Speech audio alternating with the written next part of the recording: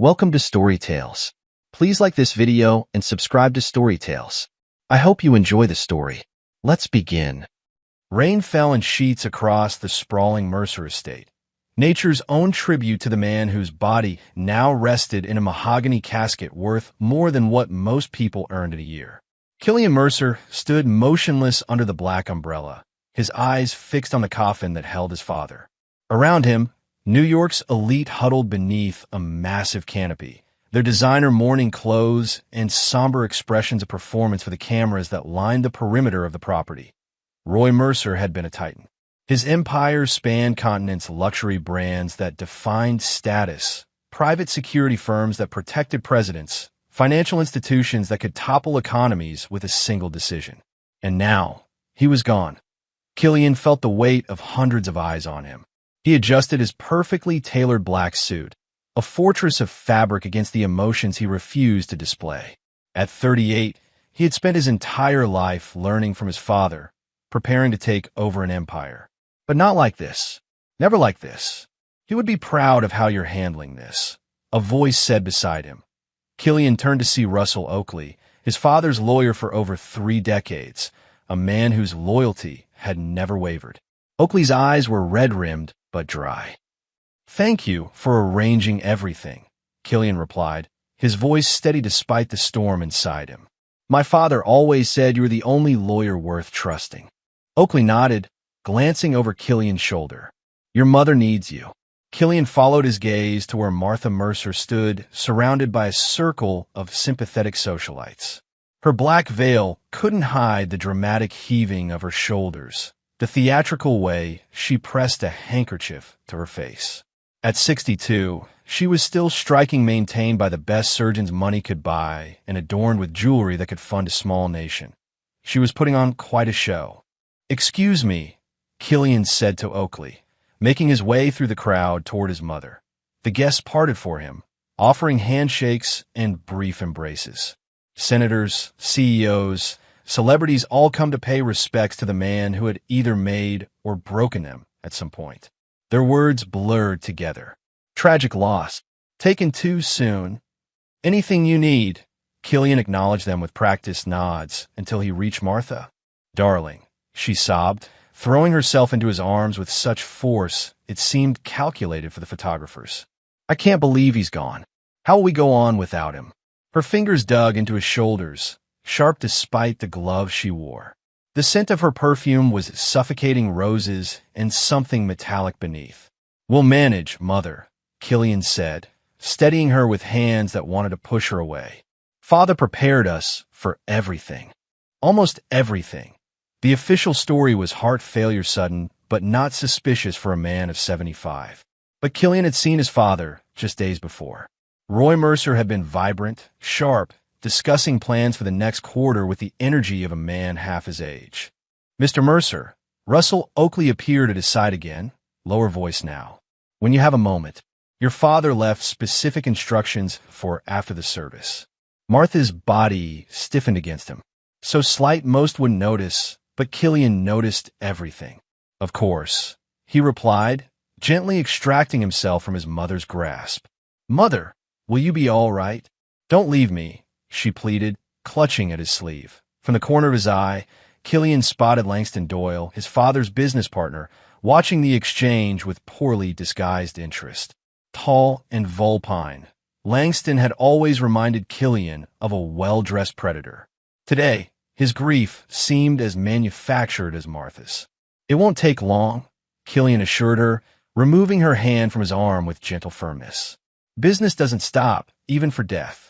Father taught me that." Something dark flickered across Martha's face before she composed herself, nodding with reluctant understanding. "You're so like him," she murmured, and Killian couldn't tell if it was meant as praise or accusation. He followed Oakley away from the crowd, toward the main house. The Mercer mansion loomed against the stormy sky, its stone facade imposing and cold, just like the man who had built it. Once inside, the sounds of the funeral receded. Their footsteps echoed on marble as Oakley led him to Roy's study, a room few were permitted to enter. "Your father amended his will 3 weeks ago," Oakley said as he unlocked the heavy wooden door. He was concerned about certain matters. The study was exactly as Roy had left it, leather-bound books lining the walls, a massive desk dominating the center, the scent of cigars and sandalwood hanging in the air. Killian half expected to see his father sitting in the high-backed chair, watching him with those calculating eyes. Oakley moved to the desk, retrieving a sealed envelope from the top drawer. He instructed me to give you this privately after the funeral. No one else knows about it, not even your mother.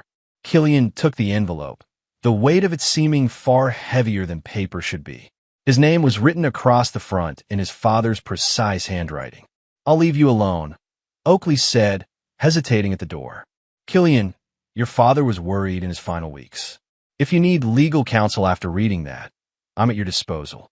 The door closed with a soft click, leaving Killian alone with his father's ghost and whatever secrets the envelope contained. For a long moment, he simply stood there, turning the sealed envelope in his hands. Part of him already knew what he would find. He'd seen the way his mother looked at his father when she thought no one was watching. The coldness. The calculation that he broke the seal. Inside the envelope were two objects: a USB drive no bigger than his thumbnail and a folded piece of paper. Killian opened the note first, his father's handwriting as sharp and uncompromising as the man himself. "Your mother is a murderer. Find the truth, son. Burn her to the ground. Roy Mercer." 8 words. A death sentence delivered from beyond the grave. Killian read them again, feeling each word cut deeper than the last. His hands didn't shake, they never did. But something cold settled in his chest, something beyond grief or shock. Purposed, he moved to his father's computer, the state-of-the-art machine humming to life with barely a sound. The USB drive slid into the port. A moment later, a password prompt appeared on the screen. Killian hesitated only briefly before typing. Empire of Blood, the title of the first book his father had given him on his 10th birthday, a history of the Roman emperors. The drive unlocked, revealing dozens of meticulously labeled files, the bank records and Martha PDF surveillance _audio_0105, that MP3 medical report _confidential, PDF Dolan communications.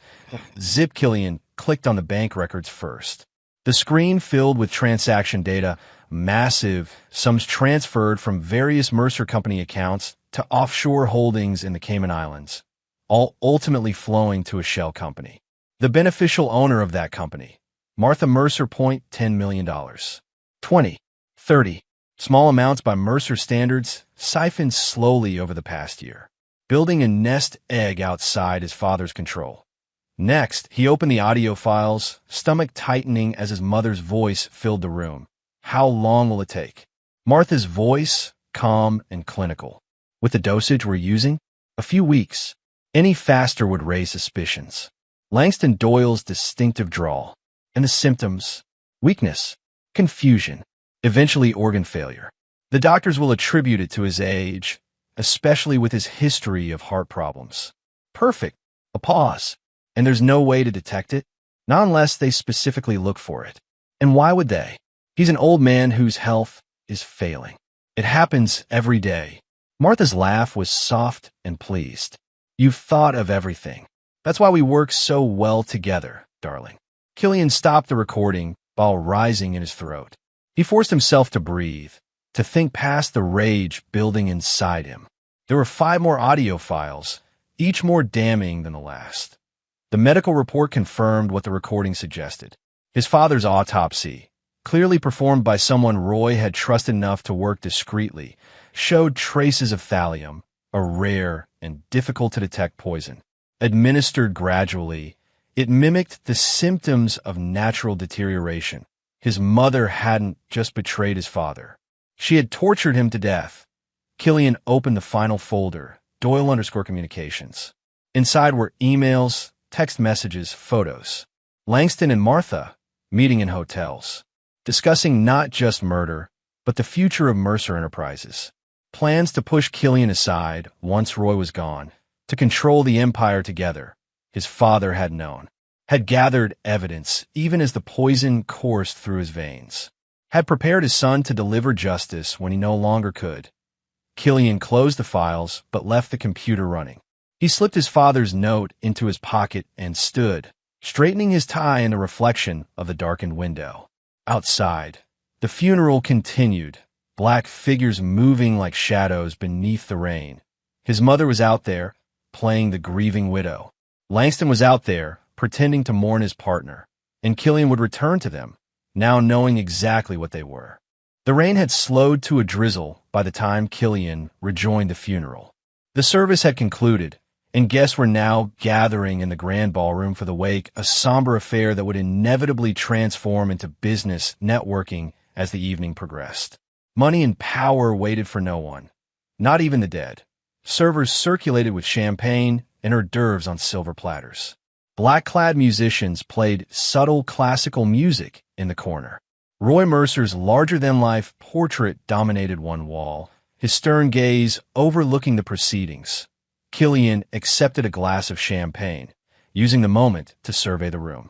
His mother held court near the fireplace, Langston hovering at her side like a faithful hound. They didn't touch, they were too clever for such obvious displays, but Killian now saw the intimacy in their proximity, the way Langston's hand occasionally brushed Martha's elbow, the subtle looks they exchanged. How had he missed it before? Killian. William Hayes, CEO of Hayes International, approached with a firm handshake. Your father was a giant among men. The business world won't be the same without him. Thank you, William, Killian replied automatically. Your support means a great deal. If there's anything you need during the transition, my door is always open. Roy and I were competitors, but we respected each other. Killian nodded, an idea forming. Actually, there's something. Would you mind joining me later this week? I have some concerns about certain aspects of the company that could use an outside perspective. Of course, Hayes replied, visibly pleased at being singled out. Just name a time. They exchanged a few more pleasantries before Hayes moved on, allowing Senator Richardson to take his place in the carousel of condolences. Killian worked the room methodically, drop by carefully chosen drop, planting seeds of doubt about Langston's management, expressing private concerns about certain financial irregularities, hinting at significant changes coming to Mercer Enterprises. By the time he approached his mother and Langston an hour later, the whispers had already begun circulating through the crowd. Killian, Martha extended her arms to him, her eyes red but dry now. Where have you been? People have been asking for you. Taking care of father's affairs, he answered, accepting her embrace with practiced warmth. He left quite a mess to sort through. Langston's posture stiffened slightly. Anything I can help with? As CEO, I should be looped in on any operational concerns. CEO? Killian raised an eyebrow, the gesture so reminiscent of his father that Martha visibly flinched. I believe that position is currently vacant, Langston. Father was CEO until his death. Well, yes, technically, Langston replied, his smile tight. But as president and COO, the natural succession will be determined by the board, Killian finished smoothly. As majority shareholder, I'll have significant input, of course. Martha placed a hand on his arm, her diamond bracelet catching the light. Diamonds Roy had given her. Darling, this isn't the time for business talk. We're celebrating your father's life. You're right, Mother. Killian raised his glass. In fact, I'd like to propose a toast. He stepped away from them, moving to the center of the room. Conversation quieted as he cleared his throat, all eyes turning toward the heir to the Mercer fortune. My father, Killian began, his voice carrying across the hushed ballroom, built an empire from nothing.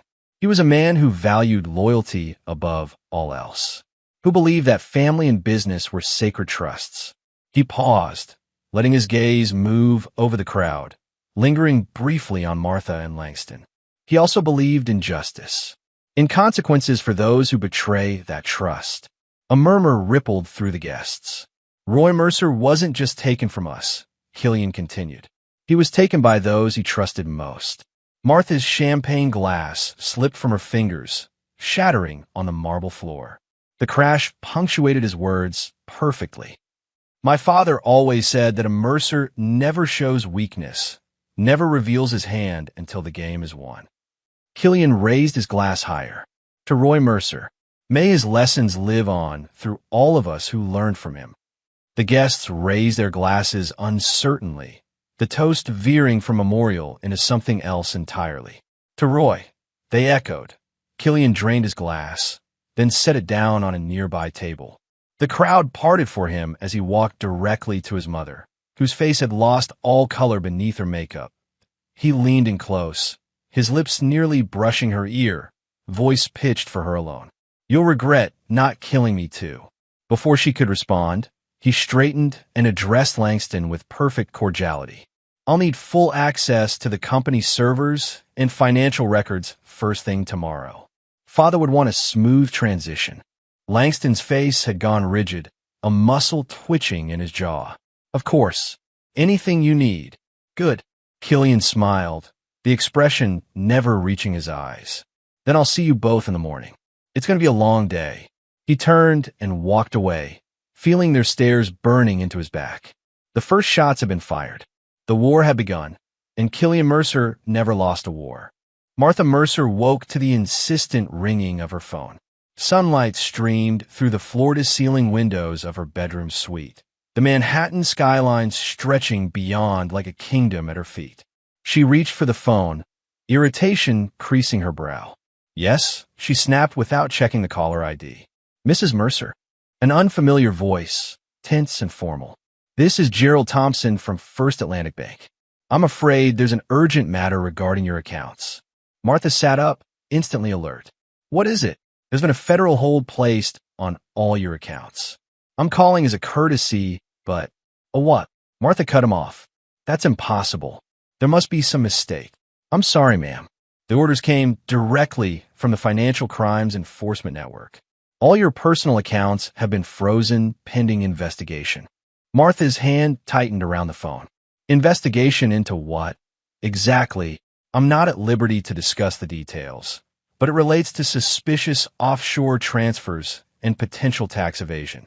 The amount in question exceeds $30 million. The room seemed to tilt beneath her.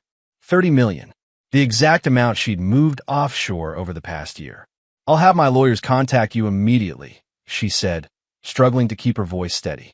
"This is clearly a misunderstanding." She ended the call, immediately dialing Langston. The call went straight to voicemail. "Langston, call me back immediately. Something's happening." She hung up and swung her legs over the edge of the bed. Her silk robe slid across her skin as she stood, moving quickly to her closet. She needed to dress, to act, to fix this before. The next call came from her accountant, then her investment manager, then the property manager of her Miami condo, all with the same message. Assets frozen, accounts locked, properties seized under federal order. By the time her personal assistant called, Martha was fully dressed, pacing the bedroom like a caged animal. "Mrs. Mercer, I'm at the office, and there are federal agents here. They're seizing computers and files. They have a warrant." "What does the warrant say?" Martha demanded. "Financial fraud, tax evasion, and..." The assistant lowered her voice to a whisper: "conspiracy to commit murder."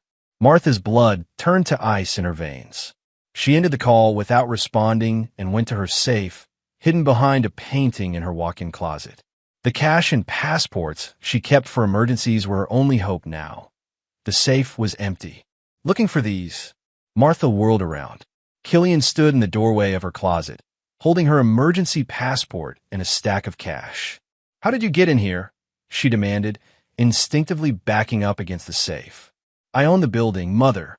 Or did you forget that Father put the deed in my name 5 years ago?"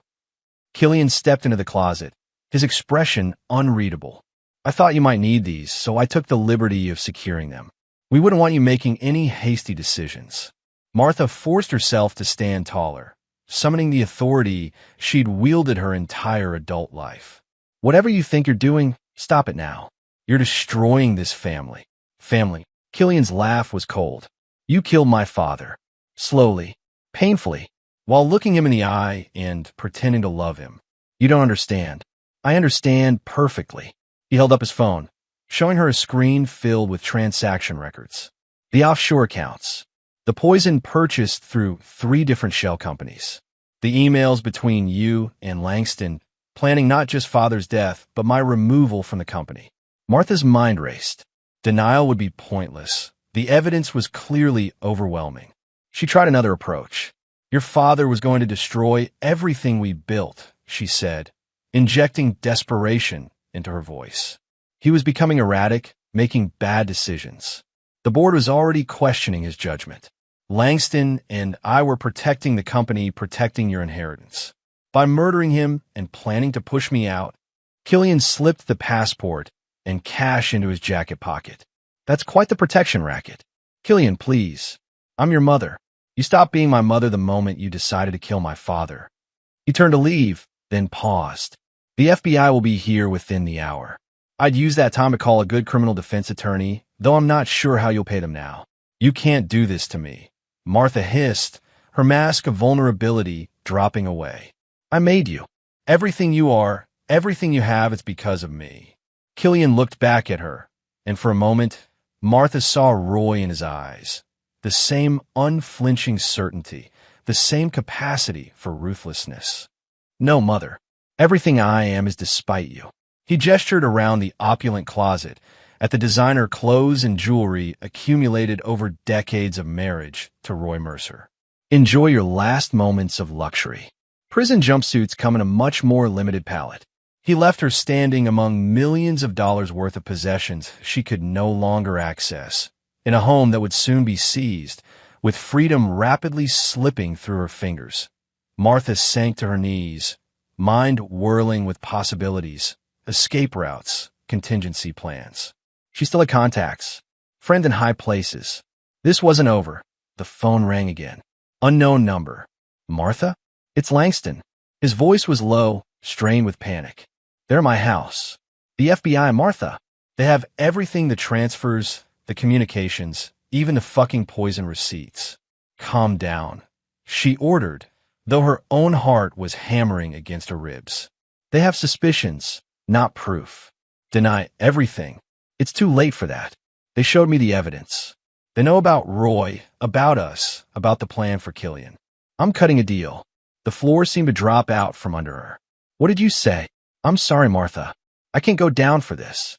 My lawyer says if I cooperate, testify against you. You spineless worm, she snarled. After everything we've done, everything we've planned. It's over, Martha. Your son beat us. I'm hanging up now. Don't call this number again. The line went dead. Martha hurled the phone across the room, watching it shatter against the wall. Just like her life was shattering around her. But she wasn't finished. Not yet. She had one card left to play. 3 weeks later, Martha sat at a corner table in the Summit, a rooftop restaurant 52 stories above Manhattan. Her appearance was immaculate as always, though the designer suit had been purchased years ago, and the jewelry was costume all she could access now. The view was spectacular Central Park stretching north, the glittering towers of Midtown surrounding them like a crystal forest. Below, tiny figures moved along the streets, unaware of the drama unfolding above. Martha checked her watch. Killian was late. A power move, no doubt, meant to unsettle her that IT was working. The maitre d' approached, Killian following a step behind. Her son wore a charcoal suit that screamed quiet wealth. His posture relaxed but alert, like a predator who didn't need to hurry because his prey was already cornered. Mother, he said, taking the seat across from her. You're looking well, considering. Bail has its privileges, she replied, forcing a smile. Limited as they may be. 10 million is quite steep. I'm surprised you found someone willing to post it. I still have friends, Killian. People who understand loyalty. A server approached with water and menus. Killian waved the menus away. Just coffee for me. Martha ordered a gin martini. If this was to be her last taste of freedom for a while, she might as well enjoy it. When they were alone again, she leaned forward, lowering her voice.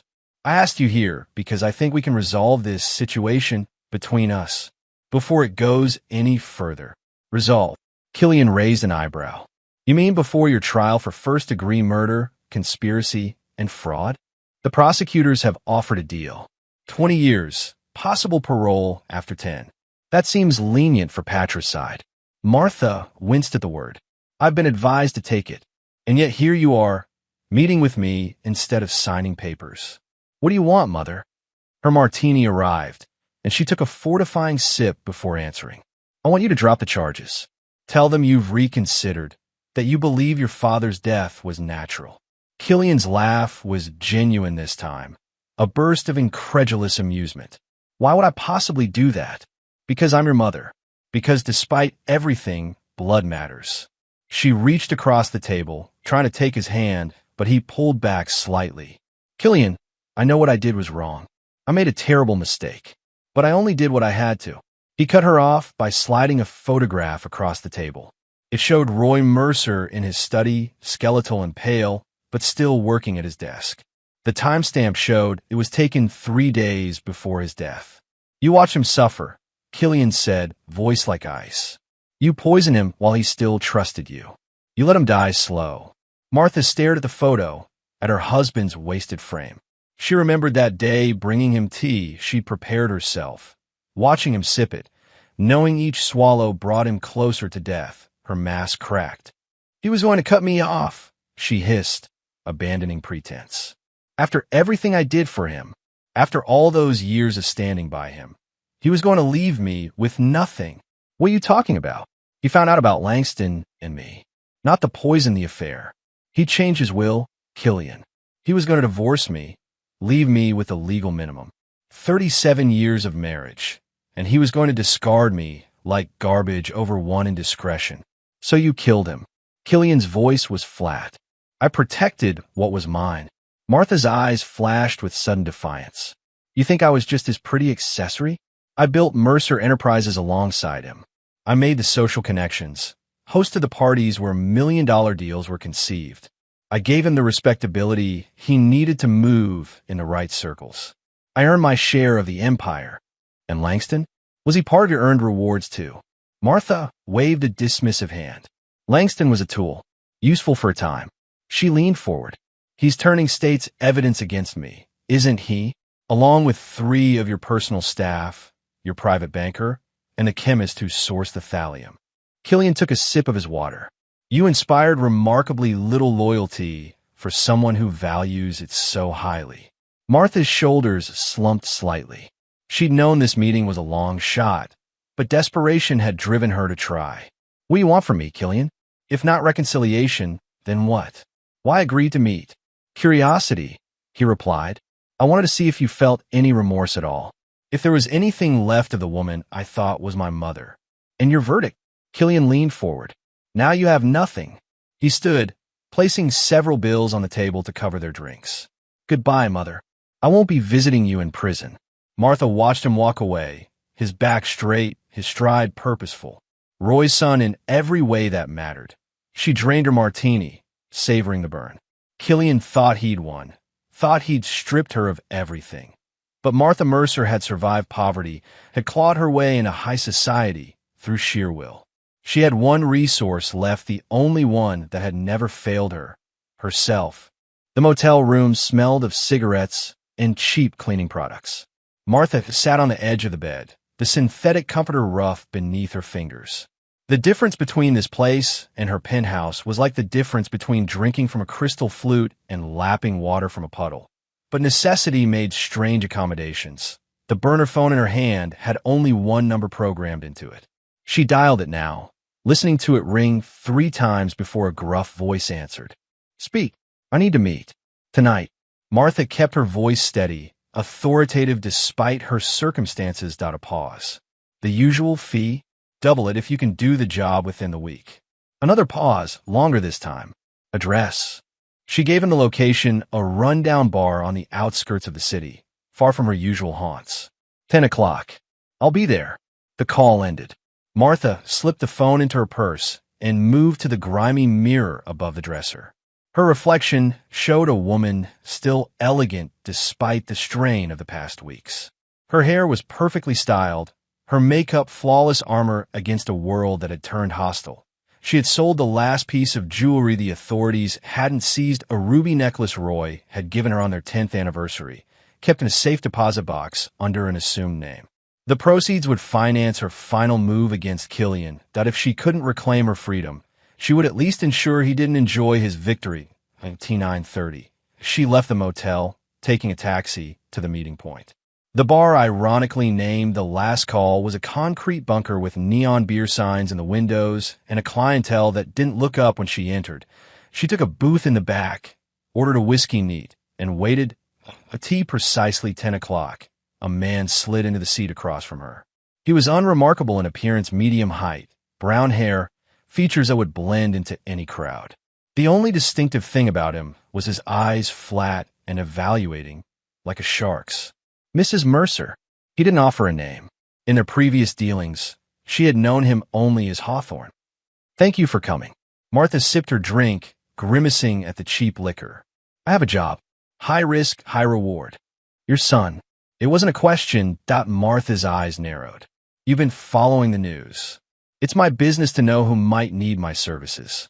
Hawthorne signaled the bartender for a beer. Patricide, betrayal, billions at stake. It has all the elements of a Greek tragedy. Save the literary analysis. Martha snapped. Can you do it or not?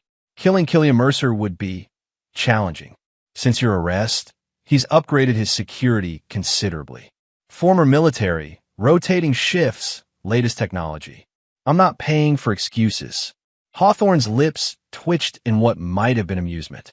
No, you're paying for success, which means doing this properly. He took a sip of the beer that had been placed before him.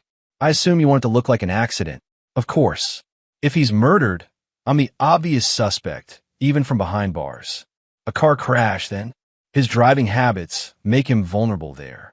He takes the same route to the office each morning, drives himself despite having 3 chauffeurs on staff. Martha felt a chill.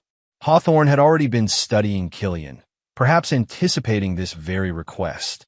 How soon, she asked. 3 days. I'll need specialized equipment and a clear weather day. The fee is $500,000. Half now, half upon completion. Martha removed an envelope from her purse, sliding it across the table. $250,000. Cash. The rest will be transferred from an offshore account only I can access. Hawthorne took the envelope without counting it. If you're arrested before payment, the job is canceled. I'll be careful. He stood, tucking the envelope inside his jacket. One question, Mrs. Mercer. Professional curiosity. Yes. Why not hire someone for your husband? Why the poison, the drawn-out death? Martha's smile was cold. I wanted to watch. Hawthorne nodded, as if her answer confirmed something for him. I'll be in touch when it's done. He left without another word. Just another patron exiting a forgettable bar. Martha finished her whiskey, the plan solidifying in her mind. With Killian gone, the empire would be in chaos. She might still face prison, but at least she would have the satisfaction of knowing he hadn't one. What Martha couldn't know, was that Hawthorne had gone directly from their meeting to another bar 6 blocks away. There, he slid into a booth across from a different client. It's done, he said to Killian Mercer. She took the bait. Paid half up front, just like you said she would. Killian nodded, sliding a phone across the table. The recording? Hawthorne tapped the screen, and Martha's voice emerged from the speaker. I wanted to watch. Perfect. Killian took back the phone. The other half of your payment will be transferred tonight. I assume she wants it to look like an accident. A car crash. In 3 days. Will you need help setting up the scene? Hawthorne shook his head. I can handle it. But I am curious why go through all this. You already have enough to put her away for life. Insurance, Killian replied. My mother has friends in high places. Money stashed where even I can't find it. I needed to ensure that even if she somehow wriggled out of the murder charge, she'd have no chance of escaping conspiracy to commit murder, planning to kill her own son. Hawthorne whistled low. Cole, she taught me well. Killian stood, straightening his suit jacket. You'll receive instructions about the next phase tomorrow. I want this done exactly as we discussed. Of course, Mr. Mercer. As Killian left, Hawthorne couldn't help but feel a twinge of pity for Martha Mercer. She thought she was the predator, never realizing she'd become the prey. The hunter had become far more skilled than his teacher. Langston Doyle poured himself 3 fingers of scotch, the amber liquid catching the light from the floor-to-ceiling windows of his penthouse. The New York skyline glittered beyond the glass, the city oblivious to his personal apocalypse. The deal with the federal prosecutors was signed. In exchange for his testimony against Martha, he would receive immunity for his role in Roy's death. The official story. He had suspected Martha was up to something but had no direct knowledge of the murder. A convenient lie that would save him from prison, but not from the destruction of everything he'd built. His phone rang a blocked number. Against his better judgment, he answered. Langston Doyle. Mr. Doyle. A man's voice unfamiliar. I have a message from Killian Mercer. Tomorrow morning, 9 a.m. The Plaza Hotel, Suite 1408. Come alone. The call ended before he could respond. Langston stared at the phone, dread coiling in his stomach. The prosecutors had warned him to avoid contact with anyone connected to the case, especially Killian. But refusing this summons seemed more dangerous than accepting it. He drained his scotch and poured another. The next morning, Langston arrived at the plaza precisely at 9, his nerves steadied by a Valium and another shot of scotch. The hotel staff directed him to the suite with deferential nods. The Mercer name opened doors without questions that he knocked once. The door swung open to reveal not Killian, but a man Langston had never seen before. Medium height, unremarkable features, eyes like empty holes. Mr. Doyle, please come in. Langston hesitated, instinct screaming danger. But curiosity and fear propelled him forward into the opulent suite. Where's Killian? He asked, glancing around the empty sitting room. Mr. Mercer sends his regrets. He's been delayed. The man gestured to a chair. Please, make yourself comfortable. Can I offer you a drink? No. Langston remained standing. What is this about? Insurance. The man smiled thinly. My name is Hawthorne. I've been employed by both Mercers recently, mother and son. A chill ran down Langston's spine. You're a hitman. I prefer a problem solver. But yes, that's one of my services. Hawthorne moved to the bar cart, pouring himself a mineral water. Mrs. Mercer hired me 3 days ago to eliminate her son. What she doesn't know is that I've been working for Killian for weeks. Langston backed toward the door. Why are you telling me this? Because Mr. Mercer has a proposition for you. Hawthorne sipped his water. You've turned state's evidence against Martha. Admirable self-preservation. But Killian wonders if you might be willing to make one more deal this time with him. What kind of deal? The kind that ensures Martha Mercer never sees the outside of a prison cell again. Hawthorne set down his glass. And guarantees your continued existence. The threat wasn't subtle. Langston swallowed hard. What does he want me to do? Hawthorne smiled. 3 hours later, Langston returned to his penthouse, a new weight on his shoulders but a plan in his mind.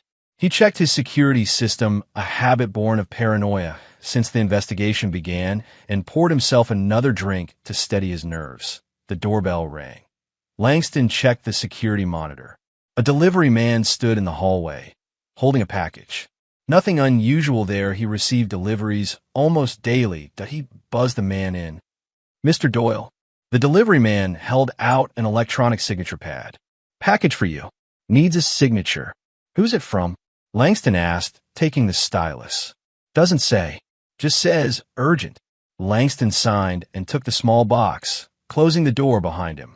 He set the package on his coffee table and stared at it for a long moment before carefully opening it. Inside was a USB drive and a note in elegant handwriting. For your eyes only. Martha. How had she managed to send him anything? Her communications were monitored, her visitors restricted. Curiosity overcame caution. He plugged the drive into his laptop. A video file opened automatically. Martha appeared on screen, seated in what looked like a cheap motel room. Langston, if you're watching this, then my messenger was successful. I know you've betrayed me to save yourself. I don't blame you. Self-preservation is something I understand all too well. She smiled, the expression chilling in its familiarity. But I'm not finished yet. I've arranged something special for Killian. By the time you see this, it will already be in motion. I wanted you to know that whatever happens next, whatever they try to pin on you, it was all me. My final gift to you is this confession. Langston's blood ran cold. He reached to stop the video, but before he could, a sharp pain exploded in the back of his head. As consciousness faded, the last thing he saw was Hawthorne standing over him, silencer in hand. Nothing personal, Mr. Doyle, Hawthorne said softly. Just business. The bullet that ended Langston Doyle's life was fired at point-blank range, leaving a neat hole between his eyes and spattering brain matter across the laptop screen, where Martha's recorded confession continued to play. Hawthorne carefully wiped down the gun and placed it in Langston's right hand, positioning his finger on the trigger.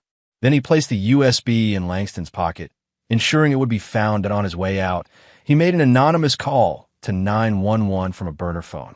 "I just heard a gunshot from my neighbor's apartment. Penthouse B at 180 Riverside. I think someone might be hurt." By the time police arrived, Hawthorne was gone, and Langston Doyle was cooling on his imported Italian rug, the official first victim of Martha Mercer's desperate final gambit, precisely as Killian had planned. The courtroom fell silent as Martha Mercer was led in by two guards. Gone were the designer suits and perfect makeup, replaced by a prison-issued jumpsuit and a face bare of everything except the strain of 3 months in detention. The media had dubbed her the Black Widow of Wall Street, and today's hearing had drawn reporters from every major outlet. They crowded the benches, hungry for a glimpse of the woman who had poisoned a billionaire, allegedly arranged her son's murder, and most recently been charged with ordering the execution of her lover. Killian sat in the front row, directly in her line of sight. His expression was impassive as she was guided to the defense table where her lawyer waited. The evidence against her had grown exponentially since Langston's death. The USB drive found in his possession contained not just Martha's confession about hiring Hawthorne to kill Killian, but also explicit discussions about Roy's murder conversations that matched audio recordings already in evidence. The discovery of the murder weapon in Langston's hand, coupled with an anonymous tip that Martha had arranged for his elimination, had transformed a strong case into an airtight one. Judge Carolyn Reeves entered, and the court rose. As proceedings began, Killian studied his mother. She sat straight-backed, chin raised, every inch the aristocrat despite her circumstances. Their eyes met briefly across the room. Hers held no warmth, no remorse, only a cold calculation that had once been devoted to social climbing and was now focused solely on survival. The prosecutor, District Attorney Eleanor Walsh, approached the podium. "Your Honor, in light of the new evidence connecting the defendant to the murder of Langston Doyle, the state wishes to amend the charges to include an additional count of conspiracy to commit first-degree murder. We also ask that bail be revoked, as the defendant has now demonstrated a pattern of eliminating witnesses against her." Martha's lawyer, Bernard Cohen, rose immediately. "Your Honor, my client categorically denies any involvement in Mr. Doyle's death. The so-called confession is suspicious at best, possibly fabricated. Mr. Doyle's suicide note clearly stated he could no longer live with the guilt of his actions. The timing is unfortunate, but doesn't implicate my client." The judge peered over her glasses. "Mr. Cohen, the police found gunshot residue on a recording device seized from a motel room rented under an alias linked to your client. The ballistics matched the weapon found with Mr. Doyle. Are you suggesting this is all coincidence?" "We're suggesting that there are other parties with motivation to frame my client," Cohen replied, with a pointed glance at Killian, "particularly given the billions of dollars at stake in the Mercer estate." Killian's expression didn't change, but inwardly he smiled. Let them investigate him. Every trail had been carefully laid to lead back to Martha. Hawthorne had been well worth his exorbitant fee. The judge sighed. "Save it for trial, Mr. Cohen. Bail is revoked. The defendant will remain in custody pending trial, which is scheduled to begin next month." As Martha was led away, she paused beside Killian's seat. "You think you've won," she murmured, too low for anyone else to hear. "But I still have one card to play. Watch your back, son." Killian met her gaze steadily. "I always do, Mother. I learned from the best." The guard tugged her arm, and she continued out of the courtroom, head still high despite the shackles around her wrists. Outside, reporters swarmed Killian, shouting questions about his mother, about Langston, about the empire he now controlled unchallenged. "Mr. Mercer, how does it feel to know your mother tried to have you killed? What will happen to Mercer Enterprises now? Do you believe justice will be served?"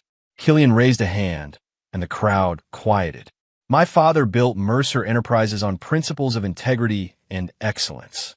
Those values will continue to guide the company forward. As for the criminal proceedings against Martha Mercer, I have complete faith in the justice system. Now, if you'll excuse me, I have a company to run. He pushed through the crowd to where his driver waited with the car, door open.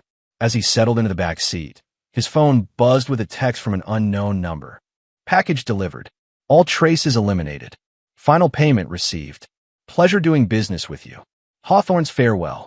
The man would vanish now, off to wherever people like him went between jobs. Killian deleted the message and turned his attention to the financial reports waiting on his tablet. 1 month later, the trial began. It was a media sensation, an ultimate tale of greed, betrayal, and murder among New York's elite. Every day, the courtroom was packed. Every night, the cable news shows dissected each development. Prosecution witnesses painted a damning picture. The banker who had helped Martha establish offshore accounts testified about her explicit instructions to keep the transactions hidden from her husband and son. The household staff described how Martha always insisted on preparing Roy's tea herself in the weeks before his death.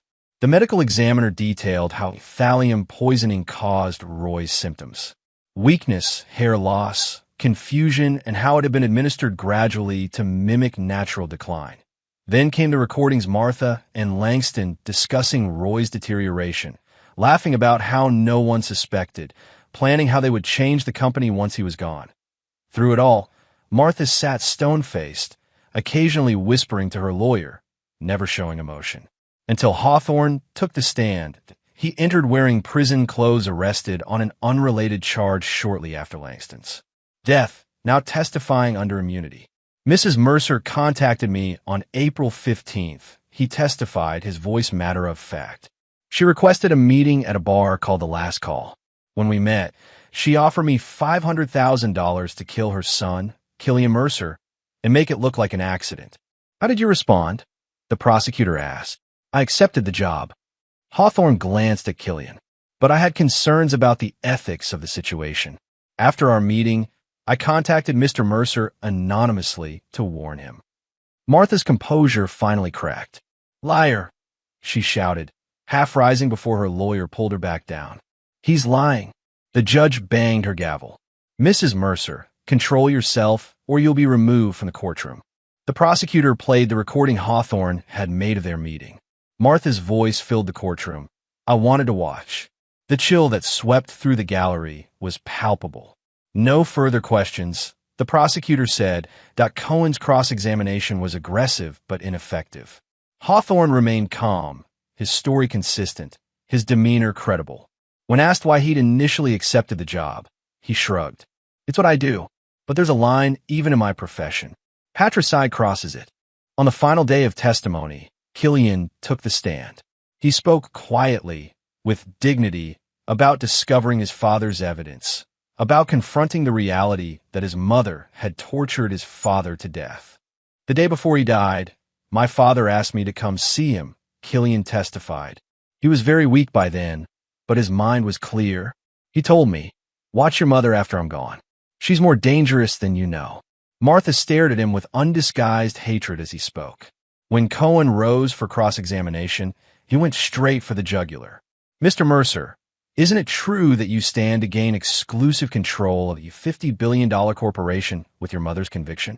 I already control the corporation, Killian replied evenly. My father's will left me as majority shareholder regardless of any criminal proceedings. But with your mother in prison, there's no one to challenge your decisions, is there? My decisions are reviewed by a board of directors, just as they were during my father's tenure. Cohen changed tactics. You claim your father suspected he was being poisoned. Why didn't he go to the authorities himself? He wanted proof first. He was gathering evidence when he died. Convenient timing. Objection, the prosecutor called. Argumentative. Sustained. Cohen leaned forward. Mr. Mercer, isn't it possible that you fabricated this entire conspiracy to seize control of your father's empire? Killian's expression remained calm. I had access to every aspect of my father's business for years before his death. If I wanted control, I didn't need to invent a murder plot. No further questions, Cohen said, returning to his seat. The jury deliberated for just 4 hours before returning their verdict. On the charge of first-degree murder in the death of Roy Mercer, we find the defendant, Martha Mercer, guilty. On the charge of conspiracy to commit murder in the attempted killing of Killian Mercer, we find the defendant guilty. On the charge of conspiracy to commit murder in the death of Langston Doyle, we find the defendant guilty. Martha showed no reaction as the verdicts were read, her face a mask of cold dignity. Only when the judge announced her sentence life, without the possibility of parole, did a flicker of emotion cross her features. Not fear or remorse. Raged as she was led away, she locked eyes with Killian one last time. In that gaze was a promise. This wasn't over, but Killian knew better. It was over the moment his father had sent him that letter from beyond the grave. Martha had lost, and the Mercer Empire had a new king. 6 months after the verdict, Killian Mercer sat in his office atop the Mercer Tower, reviewing quarterly projections. The company had not just survived the scandal, it had thrived. Killian's leadership, more decisive than his father's in his later years, had pushed Mercer Enterprises to record profits. The intercom buzzed. His assistant's voice came through. "Mr. Mercer, your car is ready. You asked to be reminded about your appointment at 2. "Thank you, Jessica. I'll be down shortly." Killian closed his laptop and stood, adjusting his suit jacket. The corner office had been his father's, now modified to Killian's taste, less ostentatious, more modern, but still conveying the power that came with the Mercer name. The drive to Bedford Hills Correctional Facility took just over an hour. Killian spent it reviewing a proposal for acquiring a tech startup that showed promise. By the time the car pulled up to the prison, he had made his decision and sent instructions to proceed with the acquisition. The processing took time: identity verification, metal detectors, pat-downs. Killian submitted to it all with detached patience. Finally, he was led to a small room with a table and 2 chairs. A guard stood by the door. "She'll be brought in shortly," the guard informed him. "You have 30 minutes. Killian nodded, taking a seat facing the door point. 10 minutes later, Martha Mercer was led in, her hands cuffed in front of her. Prison had aged her. Her hair, once perfectly colored and styled, now showed gray roots and hung limp around a face that had lost its cosmetic enhancements. The orange jumpsuit did nothing for her complexion, but her eyes were the same: calculating, cold, observant. She sat across from him, placing her cuffed hands on the table. "This is a surprise," she said, her voice still cultured despite her surroundings. "I didn't think I'd see you again." "Consider it a courtesy call," Killian replied. "I wanted to inform you personally that I've dissolved the Martha Mercer Foundation. The funds have been redistributed to other charities." A muscle twitched in her jaw, the only sign that his words had affected her. The foundation had been her pride, her vehicle for social influence. "Your father established that foundation in my name. It was a gift you forfeited when you murdered him." Killian's tone remained conversational. "I've also sold the properties in Aspen and Monaco. The art collection is being auctioned next month. I kept only what had sentimental value to father." Martha's fingers curled into fists. "You're erasing me." "No, Mother. You erased yourself." He leaned forward slightly. "I came to tell you that it's done. Every trace of your influence on Mercer Enterprises, on our family legacy, has been systematically removed. The only thing that remains is your cautionary tale." "You think you're so clever," Martha said, a hint of her old venom returning. "But you're still a boy playing with toys built by better people." "Better people?" Killian raised an eyebrow. "Like you and Langston? Conspirators and murderers. Like your father. A man who started with nothing and built an empire through sheer will." "What have you built, Killian? What have you created that wasn't handed to you?" "I've created justice," he answered simply. "Something neither you nor father ever truly valued." Martha laughed, a harsh sound that bounced off the concrete walls. "Justice? Is that what you call this vendetta? This inheritance squabble dressed up as moral outrage? Call it what you want. The result is the same. You'll die in this place, forgotten by the world you tried so hard to conquer." She studied him, head tilted slightly. "Do you feel like you won?" Killian smirked. "No, Mother. I feel like I did what you never could." "What's that?" she asked, barely a whisper. He leaned in, voice cold and final. "I finished the job. He stood, signaling to the guard that he was done. As he turned to leave, Martha called after him. I underestimated you, Killian. That was my mistake. He paused at the door, looking back at the shell of the woman who had given him life, and then tried to take it away. No, Mother. Your mistake was thinking I wouldn't learn from watching you. Outside, the autumn sun was bright, the air crisp with the promise of winter. Killian's driver opened the car door as he approached. Back to the office, sir. No. Killian settled into the back seat. Take me to the cemetery. I want to visit my father. 20 minutes later, he stood before Roy Mercer's grave, an understated monument for a man who had never been understated in life. Killian placed a single white rose on the polished granite. It's done, Father, he said quietly. She'll never hurt anyone again. In his pocket, his phone vibrated. The stock alert showed Mercer Enterprises up another 3 points. The empire continued to grow, stronger now without the cancer that had been eating it from within. Killian turned away from the grave, walking back toward the waiting car. The path ahead was clear now, unchallenged, unlimited. Just as he had planned from the moment he'd opened that envelope and discovered the truth. Some would call it revenge. Others, justice. Killian simply called it business, the family business, and business was very good indeed.